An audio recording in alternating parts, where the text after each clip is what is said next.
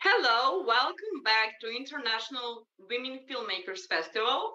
I'm Nena Popovic and I'm one of international coordinators at this festival.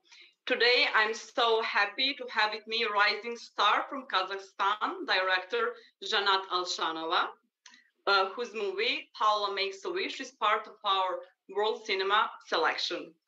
Hello, Zhannat, how are you? Hi, thank you. I'm good. Thank you for having me. Thank you for being with us. Unfortunately, you couldn't travel to us, but fortunately, your movie traveled. So I would like to introduce you to our audience and to talk a little bit more about you and your movie. Sure. So, Zhannat Alshanova is a writer, director, and producer from Kazakhstan. She directed short movies that played in various international festivals, including Cannes, Locarno, and Sundance, just to name a few.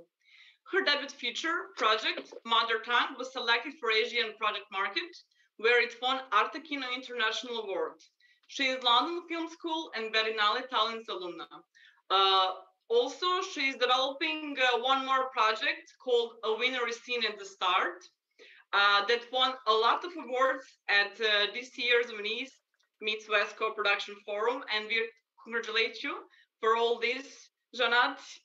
This is such an amazing thing. And today we are talking about your short movie, Paola Makes a Wish. So on an ordinary day at work, Paola starts to feel that she's missing out something exciting in her life. And we will talk more about what she's missing. And I love the quote from the press that I found on your website. I want to read it. Envisioned precisely to the detail and edited to perfection by Zhannat Alshanova, realized through the workshop held by Beltar at Locarno Film Festival, where the film premiered before going to Sundance to compete in official short competition. Paola Makes a Wish is the most accurate portrait of the nature of sex and of female perception of it. So, tell me, Zhannat, I'm so wondering how this story came up to your mind. What inspired you and why this story? Well, it's hard to now to remember what was like the initial the initial beginning of all of it, but I was just kind of thinking, about like what would it feel like for a woman to be at a certain age and maybe realize that she never experienced orgasm, as if like she missed out something that was part of her nature and she never had a chance to explore. And I was kind of wanted to explore this subject more and to deep into her emotional journey and like how does it feel and what she's gonna do about it. So yeah, that was like the kind of the initial, I guess, idea. Yeah, after watching your movie, really it raised many questions also for myself. And then I started researching about actually the orgasm and metaphors of it, and many studies are done in this topic. And I realized that maybe this female orgasm is a metaphor of woman's freedom, of equality, and right to pleasure. What do you think about those metaphors that you wanted to bring to the movie? Yeah, of course. I mean, like for me personally, I'm from Kazakhstan, and Kazakhstan is a very traditional country. I mean, like of course, like many things has changed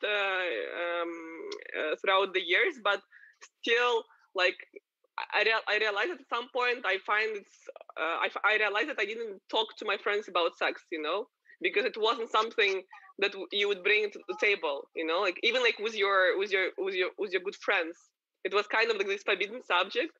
And when I started traveling to the West, I realized it's something women were very open talking about, right? And it was something that wasn't prohibited. It was something about the sensuality, the empowerment, the feeling of oneself, and yeah, I think it's something. It's not exactly about the orgasm itself, but it's more about the acceptance of yourself and the acceptance of and allow yourself to go to experience any pleasures in life. So I think it was more about it. When you're thinking now about pleasure, what was also interesting to me that you set the film in the restaurant kitchen, and also we can take eating as one kind of pleasure. And I was wondering what kind of relation you wanted to make with the food and maybe meal intersection with sexual intersection, or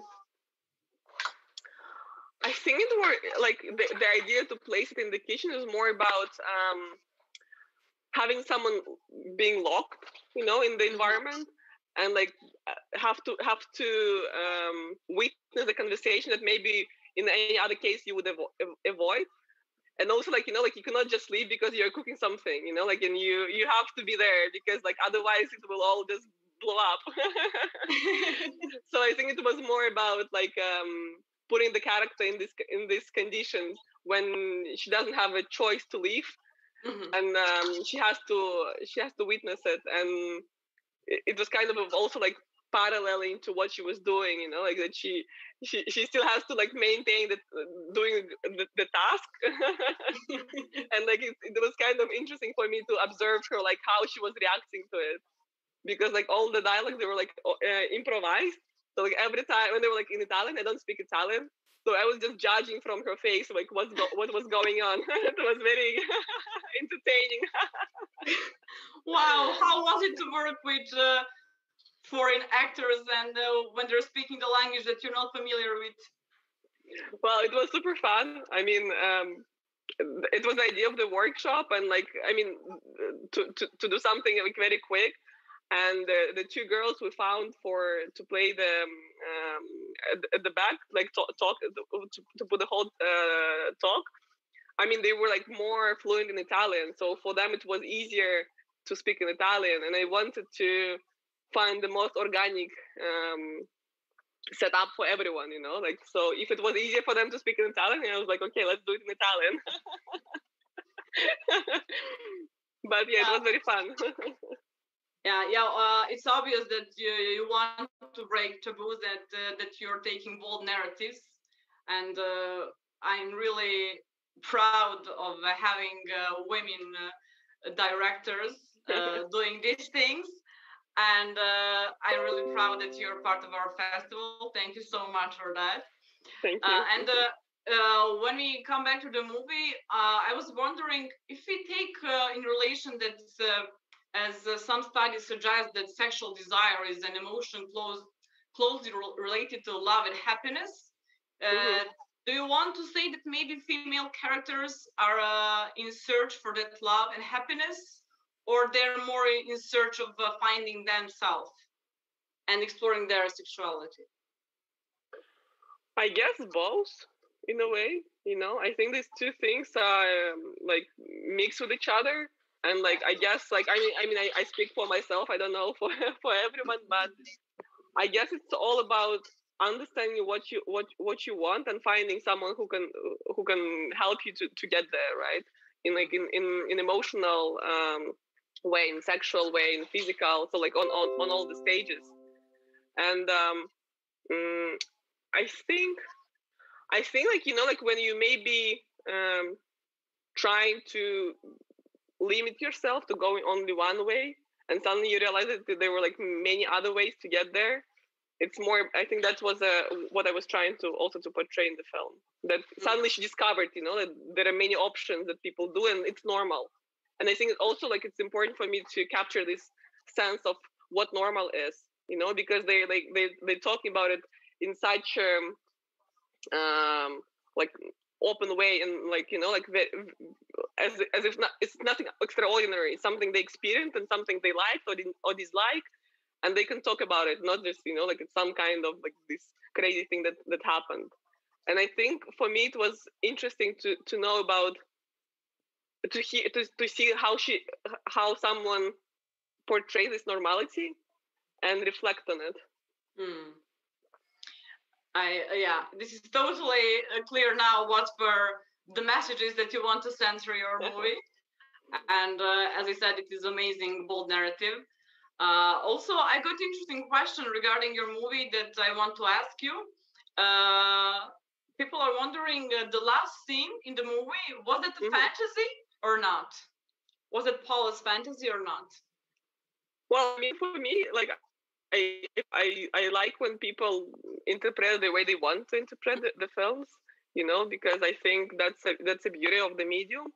But for me, that was a moment when it wasn't a fantasy for me. It was something like when she, you know, like she got to this point processing everything she heard before, and she's taking a chance on it. And it's like we don't know like what's gonna happen after. Like, are they gonna go and have sex, or it's just like it's something? Maybe they just want to have there's just a connection. But it's definitely like this first step she's taking, and like she's acting on her own desires. Great. We love proactive women. What is really interesting that actually you developed this movie in the workshop and at Locarno Film Festival, where you had chance to work with the cinema master Belatar. And trust me, we are all so wondering about that process. How was it working with Belatar? It was amazing. I mean, imagine I have to pitch this idea to him, and the first time I meet him, it's like 1-to-1 meeting. It's 9 a.m. in the morning. He's very grumpy with his cigarette and the coffee, and he was like, "So, like, what's your idea?" And I'm like terrified. But I have only this idea, and like I was like, okay, there's nothing else I can offer. So I tell him, and he was like, "Oh, I like it very much," and he was very supportive, like, you know, and for me, I think it was a great experience talking to him and like working with him. He was on set with me like the whole day. And the funny story, I mean, you probably read somewhere in the articles that we were supposed to shoot it in the village.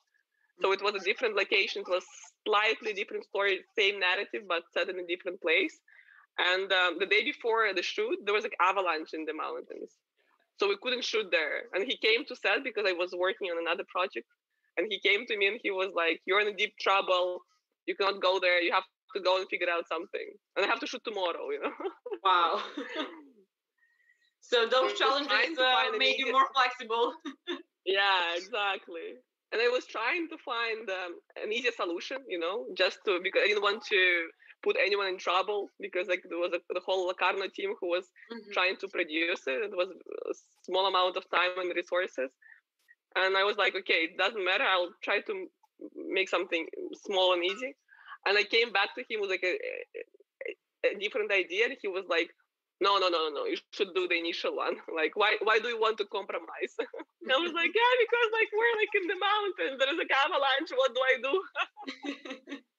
And we spent like a couple of hours just talking about the importance of the story, like, and what it means, like on the deeper level in a way, you know, like the sense of you start to get old and you're like still and you still don't want to miss out.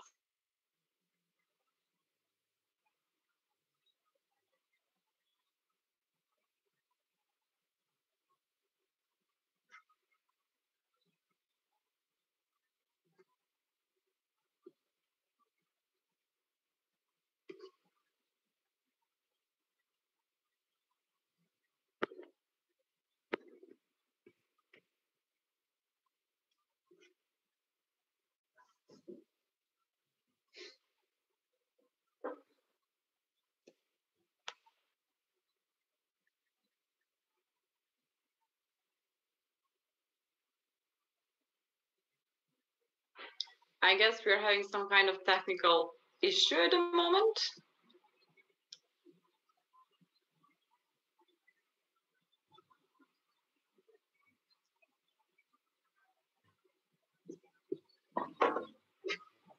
And we're waiting.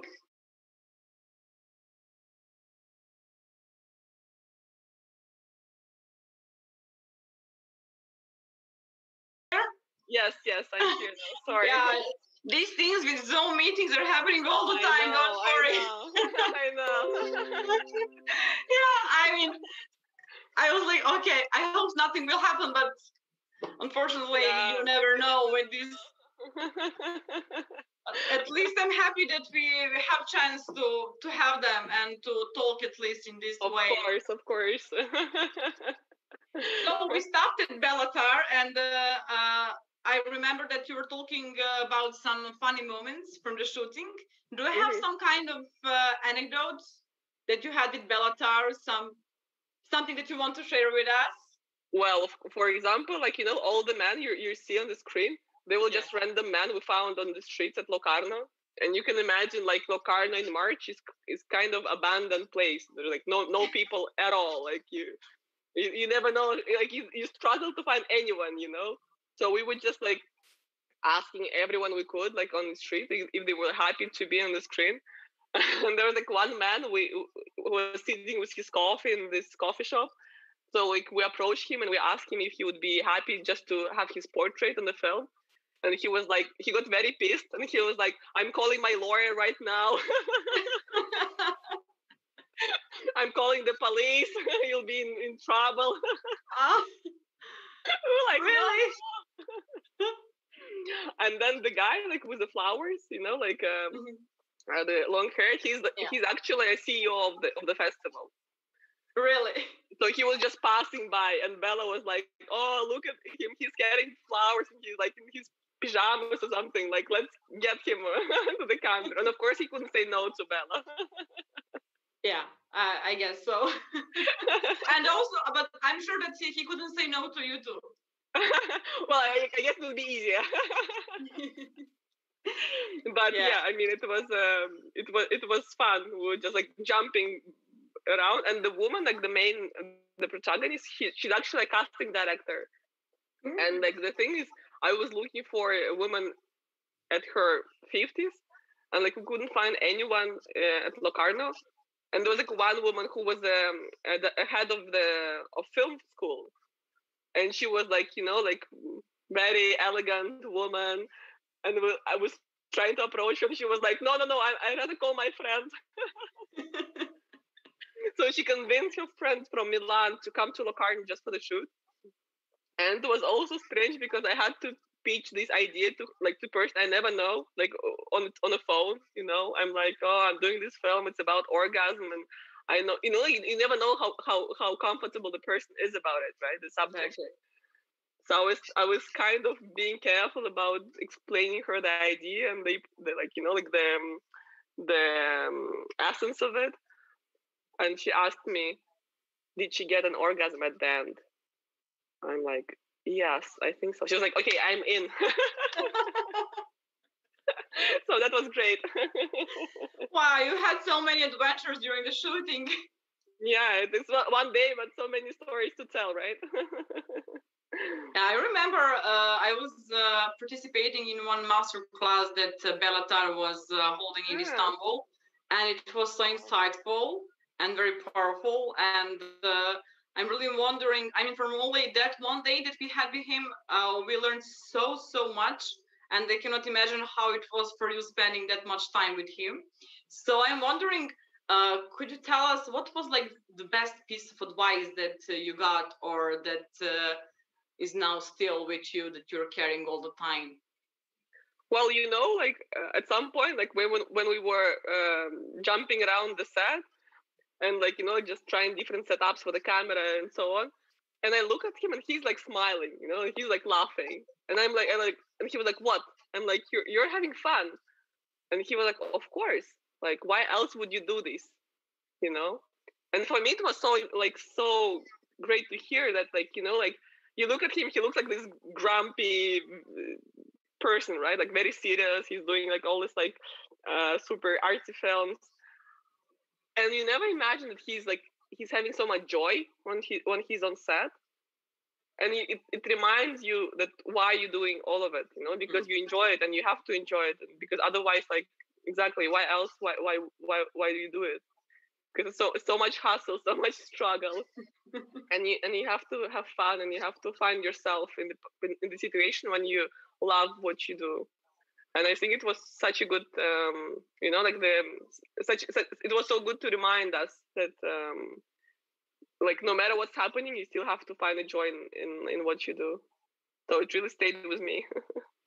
Yeah, I think that is the most important thing, to do what you love and to love what you do. And when we are now into this topic, I just want to talk now about something really interesting about you. that you found actually yourself and you found what you love because you shifted your career from business administration and marketing to filmmaking.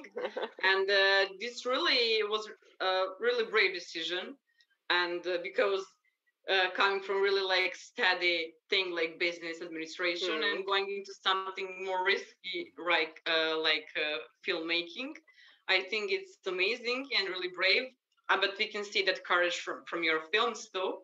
But I'm wondering how this shift happened and how you made this decision and what was the turning point, because I have many friends and I know many people that are doing something that they don't like, and I know many people that want to switch to filmmaking, but especially women, but they don't know how and from where to start and how to make this decision, because now they have like some kind of steady careers, steady jobs, but they're not happy.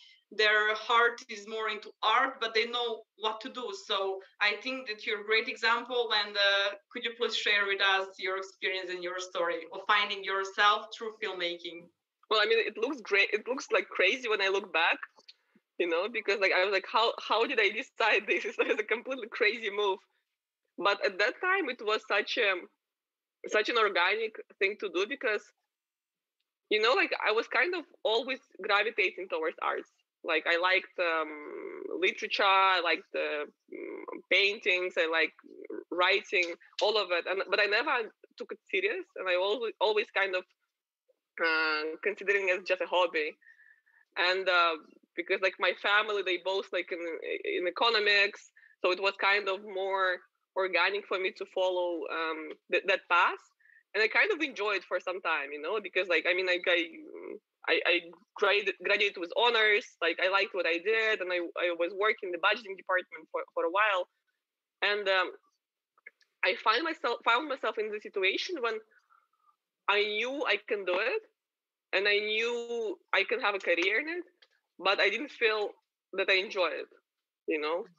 And I was like, okay, if I don't enjoy it now and I don't see myself enjoying it like in next whatever years, like what's the point, right? Like why would you spend your life doing something that you don't like? And then for me it was very hard to understand what I want to do, because at that time, like I had a good degree, like I had a career starting in the good company, and I kind of had like so many opportunities, but I didn't know like which one to take and like which door is mine, and I couldn't put my finger on like what would be the right thing to do, and it was like desperate to find this, and I was I don't know, trying different things in my mind, like considering different things, and it took so much time to just to go through all these options. And like you try something and like in your mind and you don't click with it and you like go to the next one. So it was like kind of a painful and long process. And then one day I just woke up with this idea that I want to be a filmmaker, and it was completely out of blue because there was no industry in Kazakhstan of like a film that much. There was like maybe 1 or 2 productions per year. So like very small industry. I didn't know anyone who would be working film, like no friends, no family.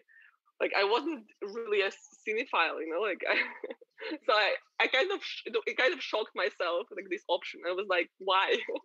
But it came from your gut, from your inner feeling. Yeah, it was just like this random idea that landed on me. And because I was going through all the crazy options, I was like, okay, let's see, like, okay, what if, like, and like I started to test this idea, like, like if I like it more, and well, it never left me since then. Oh, and we are so happy that you came with that idea and that you're in this part. And really, we are wondering what you will bring next to us, because until now we were seeing just amazing, bold narratives that we love a lot. And we're wondering what next are you preparing for us? What is the next for Zhannat? Well, there are 2 feature projects, as you mentioned, that I'm developing, because I started working on one, and I wanted to shoot like partially in Kazakhstan, partially like in France or somewhere like abroad. But obviously, last year in March, when I was working on the development of the script, I realized it's not an option for some time, because like I understood that the world is going crazy, and I don't know, like we don't know like when it's gonna get normal, and I felt it's so hard to stay motivated on writing when you don't know how you're gonna produce it, So I felt that it's better to put it aside for some time and maybe to try to write something else, and something that would be relatively easier to produce, or at least something that would be set in one location, like in Kazakhstan. So like it wouldn't involve any like crazy traveling. And and then I wrote another script. So I hope that would be the next film we'll see. And I hope we can shoot it this year, but So you were very creative in these pandemic times. I tried. I guess you spent time, as you said, writing and reflecting and self-reflecting.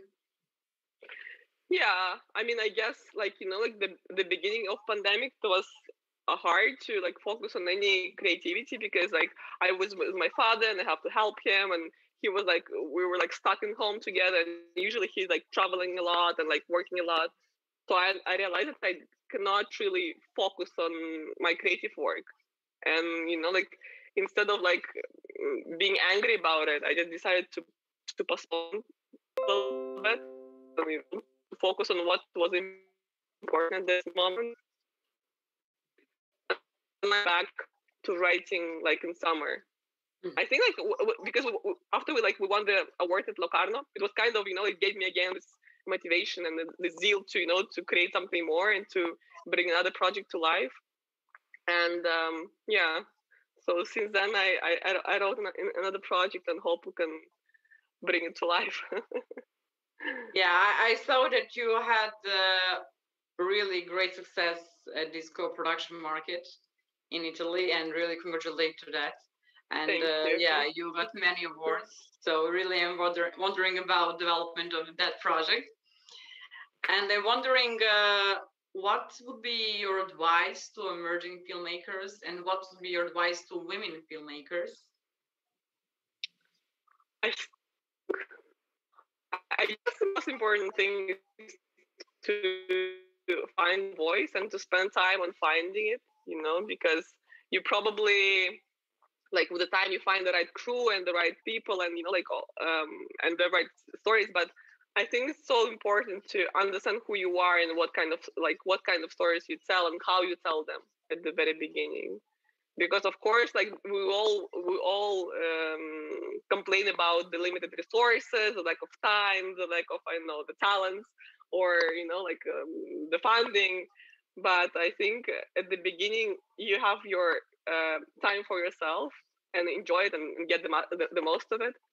And I think it's a good time, no, to be a woman right now in film industry, because I never experienced it before that. So like when I entered the industry, it was already kind of buzzing. So I felt like that it's a good time right now, And I see many great. I don't even consider I don't divide filmmakers between men and women, because I like the diversity. I like to work with both, and I like just having different people around me. And I think it's all about the question of courage, and and being brave enough to explore your own voice and your the stories you want to tell, and not to shy away from the subject that maybe haven't been explored in cinema yet. Exactly. So yeah, I guess that's it. we can see that courage in your work too, and actually at the end it comes to that we should find our voice and to just trust to our inner self and actually be in touch with our inner self in order to find that voice, because our voices are unique, and it's all about that. And you're so right. And I'm wondering also about because you started from business career, you just jumped into filmmaking, and you said that you had no contacts in Kazakhstan. that you're not actually shooting a lot, you don't have a lot of opportunities there, but actually you just started. So how you started, and actually how would new filmmakers start? What should they do? Should they make portfolio? What kind of jobs should they be doing? What were you doing in the beginning? Well, like for me, I was like, I jumped from a very good job. I became like a PA on set. So that was like my first job, and like you had your own office, and suddenly you're running with coffee for someone else, and it was fun because suddenly you understand that that's what it takes, like to at least observe the rules of the game and to see how it all works. So, and then I became a set photographer, and it was a kind of way to observe how everyone works, because like you literally have to like put your camera on people and see how they work, and I think that was a good school for me as well, just watching and observing the whole process, because I had like no idea how it all works, like who is who, like who is a producer, who is a director, like what the role of the director, like what the role of a gaffer, I don't know. And suddenly like you start to see the roles, see like how it all plays, and then I was, like I couldn't find any job in Kazakhstan because there were no that many film productions, so I was just doing everything. I went to a workshop, like a theater workshop, like acting, trying to understand the performance, the acting, right? I went to the photography workshop, trying to understand the visual language. I went to work on the gallery, just trying to understand the management part of it. So I was trying, try to get anywhere you want, and I think like trust your guts, and that they will lead you what you enjoy in the industry, because there are so many things, right? When you don't know like what you want, but you just gravitate towards it, it's good to spend some time exploring different options, because maybe you're not a director, maybe you are a producer, or maybe you're a cinematographer, or maybe a production designer, or maybe you're an editor, and you have to consider all the options, because maybe it's so easy just to say, oh, I want to be a director, or I want to be a producer because it's something you heard of. But yeah, but you need to explore it. You need to explore, and you need to try different things, because maybe you don't know like what you like, and maybe you don't know, like you haven't done what you're really good at. And then I went to film school, and the film school, like we tried different roles by ourselves, like you tried yourself as a cinematographer, as an editor, producer, production designer, and it also gives you the opportunity to understand the language of the industry, like that you want to be a director, it's good to every role, because then you'll have this like common language to people to explain what you want, right? If you know the camera a little bit, and you can explain yourself better to the cinematographer what kind of visual style you're going for. So I think I'll just say like let's try as much as possible, as many things as you can. And I think also if you want to be a storyteller, it's important to explore life in all its angles, and up and downs, because that's how you tell stories, right? Exactly. You explore them first, you leave them through, and then you bring them on screen. Exactly. And when we are talking about your London Film School, I saw that you were shooting in Turkey. Yes. You were a producer here. So could you tell us more about that experience, and how was it, and how did you like, and where were it in Turkey? In Bolzada, in the island. Yeah. Okay. And yeah, it was great. So the thing was because we had this like group of people who always worked together, and we kind of helped each other. So after graduating, everyone went back to make their own films. So we kind of helped each other and switched the roles.